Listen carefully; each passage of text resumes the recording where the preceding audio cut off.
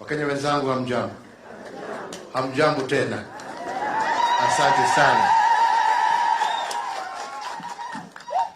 Nataka asubuhi ya leo ni wakaribishe kirasmi kama wageni wangu wa kwanza katika ikulu ndogo ya Kisii.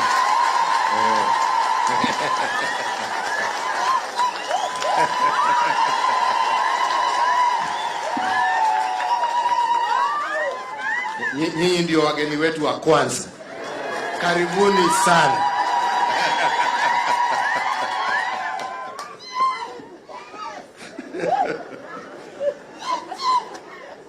Ya pili,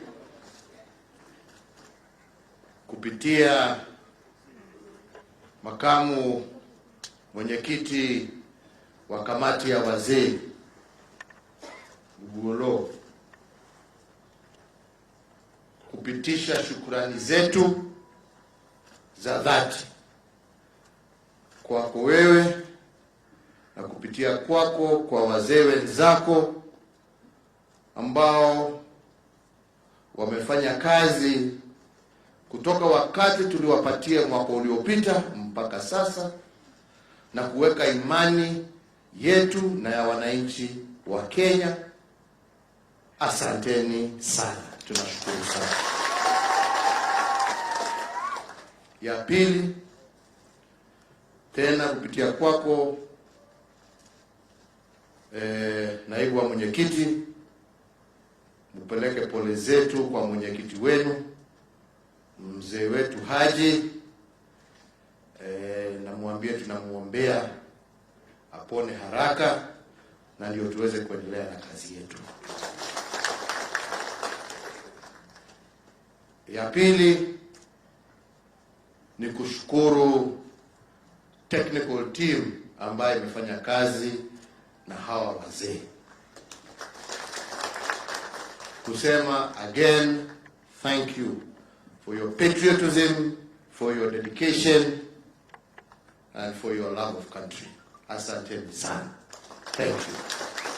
And also for being faithful to the cause. Siku ya leo tukiwa hapa, tuko hapa kupokea kirasmi report ya hawa wazee,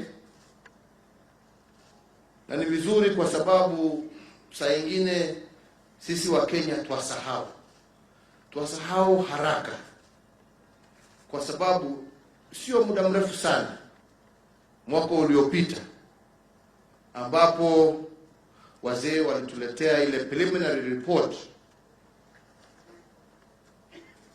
yao ya mambo yale ambaye wakati walizunguka taifa letu la Kenya waliona ikiwa shida ambayo inakumba wananchi wetu kutoka kila kona ya Kenya. Na wakati walituletea hiyo report, tukaipokea na tukakuja pale Bomas of Kenya, si ni kweli?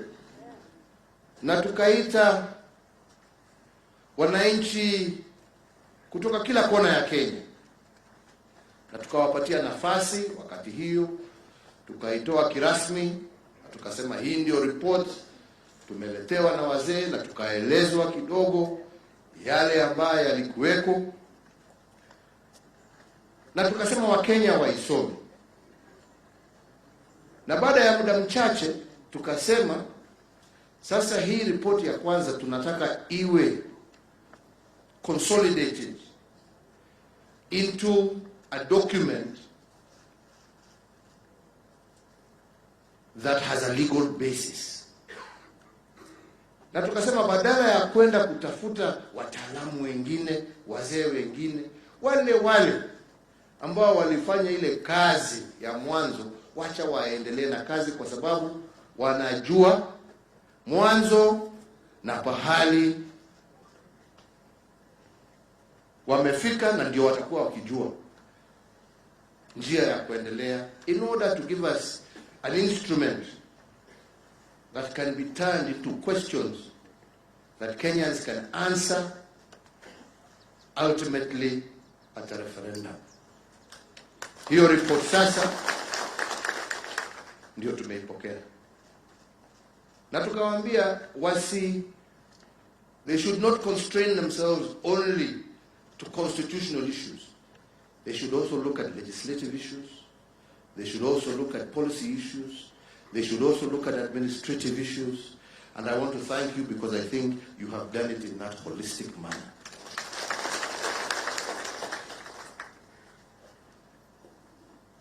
Ile imebaki sasa ni Wakenya tuisome. Na tuisome sio tukiwa tumeweka kofia ya kisiasa.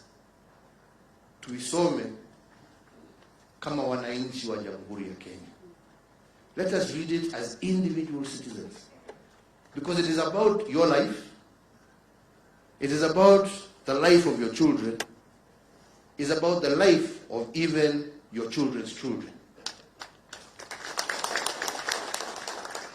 Let us not politicize life. Because as I said yesterday, politics will come and go. But this life that we live and this society that we call Kenya is here to stay. And we have a particular moment in history where we can come together and look at those things that prevent us from going forward and rectify them together. This is one such moment in history. Let us not lose this opportunity. As I said some time ago, this is not a document against any individual, against any community. This is a document that is for 50 million Kenyans. This is a document where I am encouraging each one of us to read and make your contribution with a view not about creating contestation, but with a view of making it even better. All right? That is what we are looking for. We're not looking for the things that we disagree about. We're saying these ones that we are in agreement with, let us bring that consensus and move forward. And I want to plead, especially with my political colleagues, this is not the time to create division. This is the time for each and every one of us to show leadership. This is the time to bring our country together. My friends, I myself and my brother here are receiving the report for the first time. And that is why some of us have decided to keep quiet about it. Because together with you, we entrusted these people to do the work. Right? Now they have done their part. Today, we receive that report, but we will get a chance on Monday at the Bomas of Kenya to be taken through line by line by these good gentlemen together with their technicians so that we can absorb it. And in the interim, I am requesting them to see that between now and next Monday, how they can circulate this document to as many people as possible. And even, I don't know whether you have an abridged version, but if you have an abridged version, make sure you put it in all our dailies so that Mwananchi, even by the time you are able to get them with a full copy, they can see the abridged version in their dailies. Yeah? Mtu akinunua gazeti kwa insert hapo or something. Just make sure you get it to as many people as possible as many people as possible. Because we want this to be a national dialogue. And a national dialogue requires respect for each other and for each other's views. And a national dialogue is not conducted through insults. It's not conducted through incitement. It's conducted through reading, learning, understanding, and as the law said wonderfully, not talking at each other, but talking with each other. With a view that I may have an opinion I want to give, you may have an opinion, let us talk with each other, and by so doing we will find a way forward. I want to repeat again, and I said it yesterday, this document does not belong first and foremost to me and Ryan. It doesn't. It belongs to you. It belongs to you. This document is not about this individual's presidency and that individual's prime ministership, that individual's this. No. This is about all of us. What we are looking for is a document for posterity. And like I told you yesterday, friends, I may be the fourth, but I'm not the last. There will be a fifth president, there will be a sixth president, there will be a seventh president, there will be 100th president. So, hamna tabu, but there will always only be one Kenya. And that Kenya belongs to all of us, and we have a common responsibility to protect that Kenya. Yeah? A common responsibility. And what this document seeks to do is to bring us together and find out how we can protect that common territory called Kenya. Not for an individual, not for a community, not for the rich against the poor, or the poor against the rich, but how can we, as a society called Kenya, build a society that is inclusive, that is equitable, that creates opportunities for all,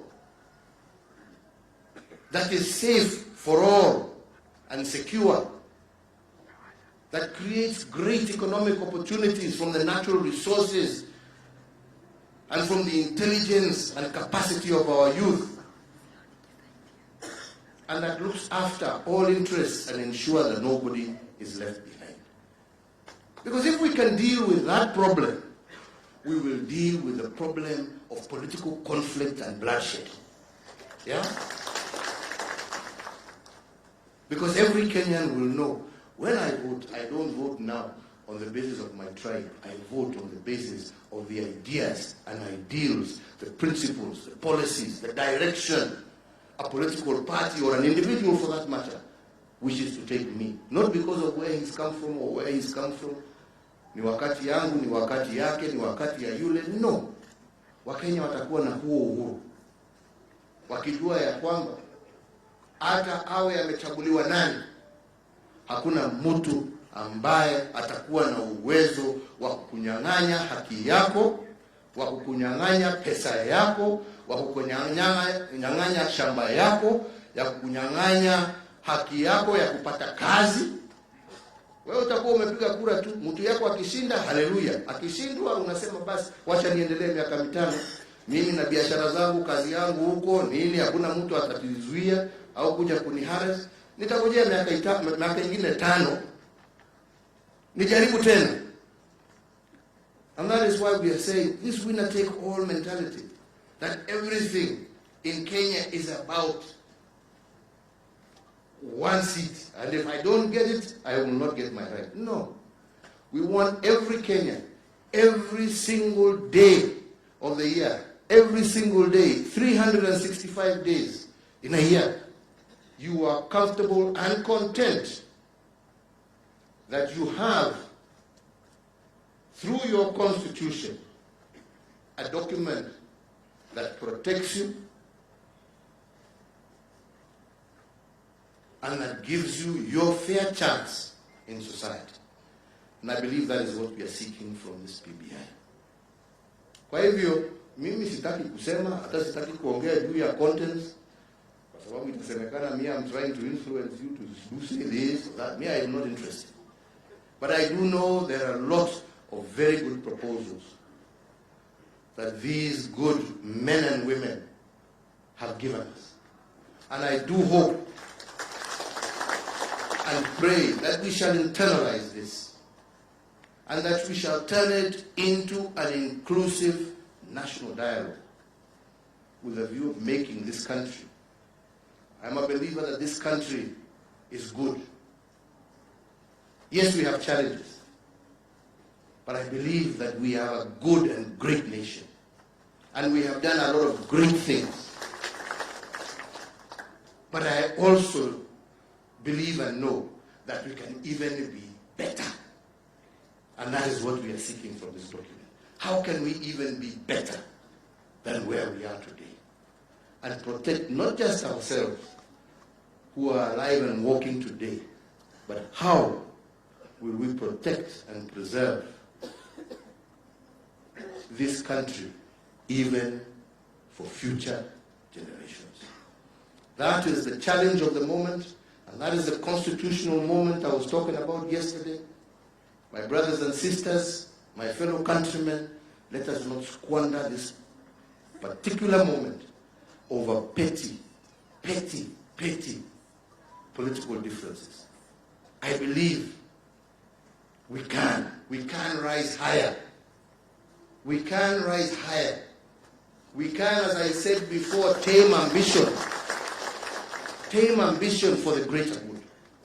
Right? We can.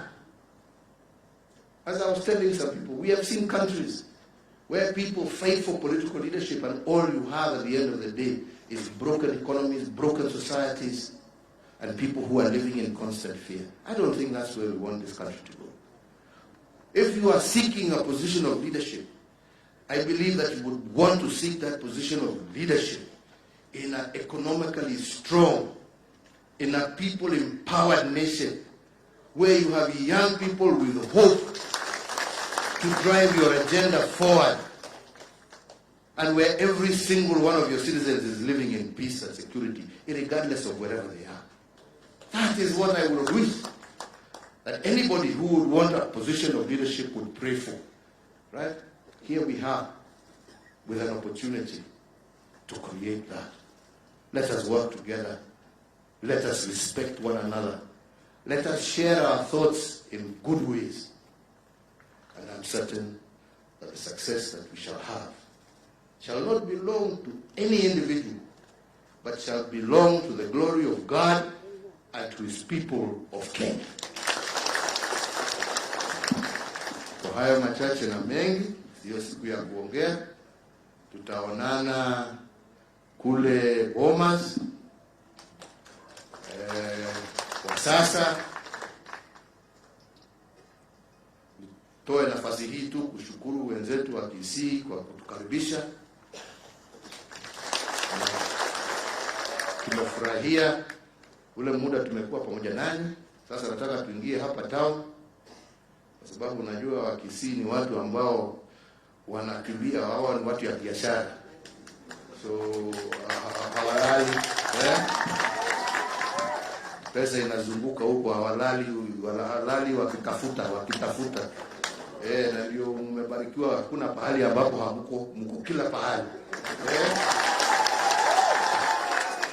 Uende Amerika, uende UAE, uende Qatar, uende UK, uende Kenya mzima, uende wapi. Kwa hivyo hao wako huko pia wako na hii maneno, hata akienda Amerika hajasahau, bado anakumbuka nyumbani, anatumia ndugu kitu, anatuma nijengee kanyumba hapo, nilisikia kuna ploti na inauzwa hapo, nilisikia.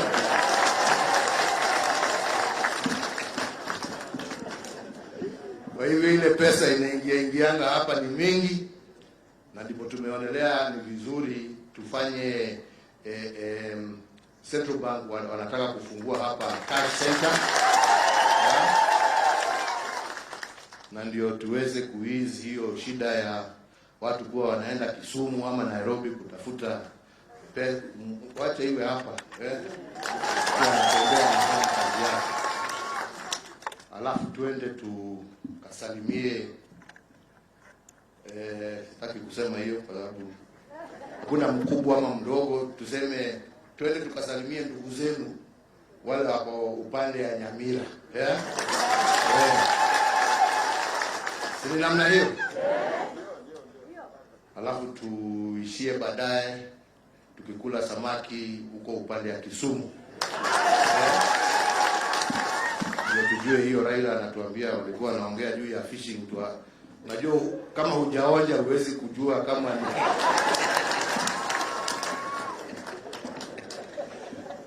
Mungu awabariki na Mungu awalinde. Asante sana.